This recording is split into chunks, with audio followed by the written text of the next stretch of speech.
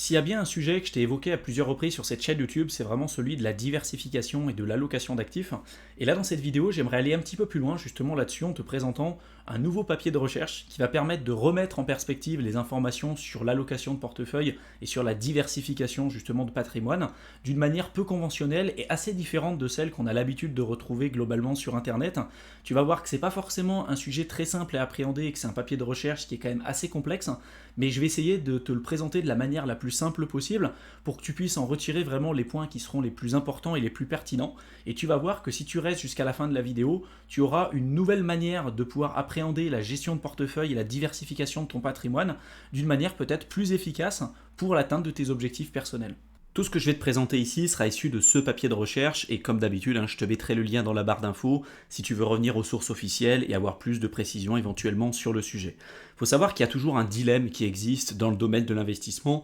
notamment quand on parle d'allocation de portefeuille et d'allocation d'actifs, à savoir est-ce qu'il faut se diversifier, est-ce qu'il faut énormément se diversifier ou est-ce qu'au départ, éventuellement, il va falloir plutôt concentrer ses actifs dans des actifs particuliers pour augmenter nos chances et nos probabilités d'obtenir des résultats plus intéressants sur le long terme et éventuellement faire grossir, si tu veux, ce capital. C'est un sujet que j'ai évoqué à plusieurs reprises sur la chaîne YouTube, dans des vidéos que tu pourras retrouver dans la playlist bourse, et je t'en ai mis 3 notamment à l'écran qui traitent de ce sujet. Le premier, c'est allocation d'actifs pour gérer son portefeuille, ensuite investir en bourse, les nouvelles règles de la diversification, et enfin le portefeuille boursier, quelle allocation d'actifs choisir. Donc n'hésite pas à jeter un coup d'œil et ça complétera pas mal les infos que je te présenterai ici. Ce qu'il faut savoir, c'est que dans le papier de recherche là qu'on va analyser ensemble, ça va nous offrir quand même quelques pistes de réflexion supplémentaires autres que celles que j'aurais pu te présenter dans ces vidéos-là. Notamment sur les actions de type valeur, donc les types value, que je t'ai déjà présenté plusieurs fois sur cette chaîne YouTube, et les petites capitalisations. Ce qui est important de noter déjà, c'est que sur la plupart des recherches académiques que je t'ai présentées sur cette chaîne YouTube, et c'est repris également aussi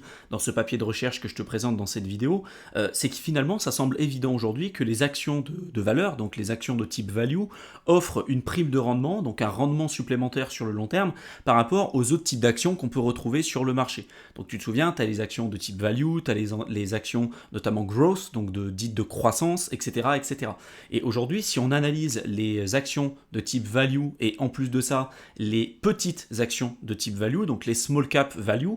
finalement, ça permet pour l'investisseur de générer un alpha supplémentaire, donc des rendements supplémentaires et plus élevés sur le long terme, avec les petites capitalisations et les micro-capitalisations de type value, par rapport à ces mêmes entreprises qui ont une capitalisation un peu plus grosse, donc en l'occurrence les mid-cap, donc les moyennes capitalisations, et les large-cap, donc les grandes capitalisations. Par contre, attention, une stratégie qui va être performante sur le long terme, voire sur le très long terme, comme c'est le cas des actions de valeur, donc les actions de type value ou les small cap de type value, c'est pas forcément le cas quand on va analyser les données sur du court terme. Et ce qu'on appelle court terme, des fois, ça peut être, si on analyse, tu vois, sur 200 ans d'analyse et d'études, ce qu'on suppose comme étant être le court terme, ça peut être 35 ans ou 40 ans. Alors que pour nous, à l'échelle humaine, 35 ans ou 40 ans, ça peut être finalement ce qu'on considère aujourd'hui comme étant du long terme, tu vois. Donc c'est toute une question de perspective et tout ça c'est bien évidemment décrit en détail dans ce papier d'analyse. Pour nous aider dans notre réflexion et nous apporter quand même certains éléments de réponse, le papier de recherche commence par nous présenter un indicateur qui s'appelle la valeur d'entreprise par rapport aux ventes, qui est présenté dans le papier d'étude comme étant le EV sur sales, donc ça correspond vraiment à la valeur d'entreprise par rapport aux ventes. Et ça, si tu veux, c'est une donnée qui va permettre à l'investisseur de recevoir une mesure quantifiable de la manière de valoriser une entreprise en fonction de ses ventes, tout en tenant compte à la fois de ses capitaux propres et de la dette de l'entreprise. Donc si tu veux, en fait, ce ratio, ça va nous permettre de déterminer le nombre de ventes qu'il faudrait pour cette même entreprise pour pouvoir se la procurer et déterminer en fait une certaine valeur fondamentale, une certaine valeur intrinsèque. Et ce qu'on peut remarquer, c'est que plus on va avoir ce ratio qui va être faible, donc le EV sur sales, donc la valeur d'entreprise par rapport aux ventes, plus ce ratio va être faible, plus ça pourrait indiquer finalement une sous-valorisation de cette boîte par rapport à sa valeur fondamentale et par rapport à sa valeur intrinsèque, donc plus ça pourrait éventuellement constituer un investissement attractif pour l'investisseur. Et ce qui est intéressant en fait avec cette mesure et avec ce ratio, par rapport à d'autres ratios plus classiques comme celui prix sur vente que je t'ai montré des centaines de fois sur cette chaîne YouTube, c'est que finalement avec ce ratio-là, on va pouvoir prendre en compte le niveau d'endettement de l'entreprise et on va regarder aussi ses capitaux propres. Et ça pour moi c'est un point point quand même super important. Donc maintenant que tu as compris ça, sur le papier de recherche que je t'ai évoqué un petit peu plus tôt, on nous présente un premier graphique que je te mets à l'écran et qui nous montre la décote du ratio valeur entreprise sur vente des actions internationales par rapport aux actions américaines. Et ce qu'on peut constater, c'est qu'au cours de la dernière décennie,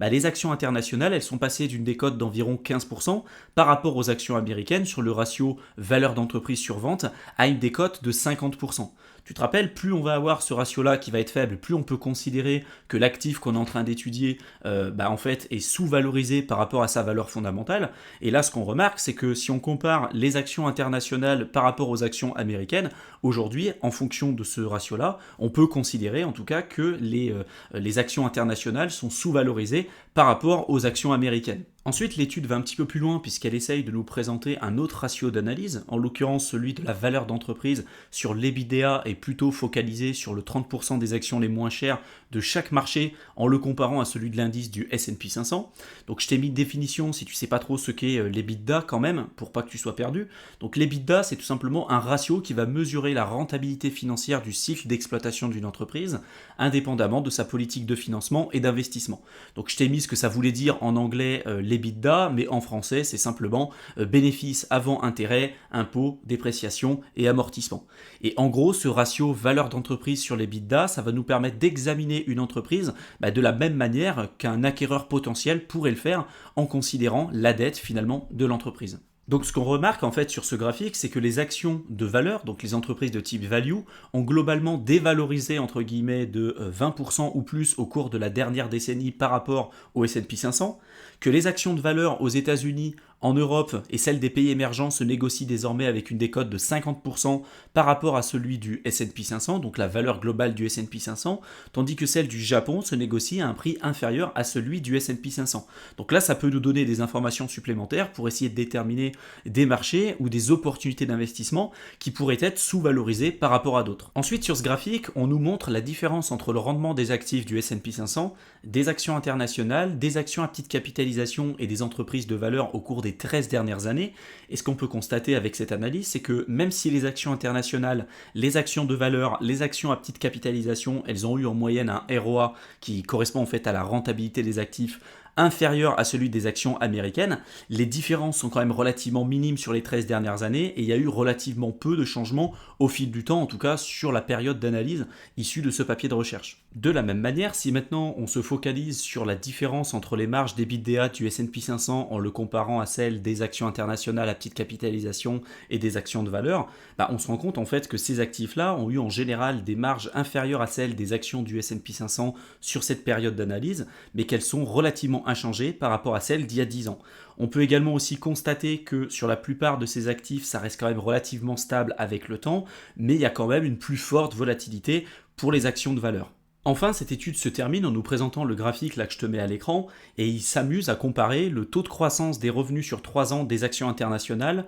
des actions à petite capitalisation et des actions de type value par rapport à celles du S&P 500 au cours de la dernière décennie. Et ce qu'on peut constater, c'est que les petites capitalisations, elles ont eu constamment une augmentation de leurs revenus beaucoup plus rapidement que les grosses capitalisations et ça corrobore pas mal les informations que j'aurais pu te présenter dans d'autres papiers de recherche qui démontrent en fait que les entreprises de type value, souvent sur le très long terme, c'est celles qui vont surperformer les autres classes d'actifs et qu'en plus de ça, on peut avoir un delta ou une prime au niveau des performances sur le long terme si on se focalise non pas sur les mid-cap ou les grosses capitalisations, donc les capitalisations moyennes ou les grosses capitalisations, mais plutôt les small cap de type value. Donc en fait, être exposé à ce genre d'actifs, ça peut être intéressant pour l'investisseur parce que ça peut te permettre d'une certaine manière de te protéger en cas de bulle financière, de bulle spéculative et sur le long terme, voire le très long terme, de générer un alpha, donc une plus-value et une performance supplémentaire par rapport aux autres classes d'actifs, parce que globalement, ça reste des classes d'actifs qui fonctionnent très très bien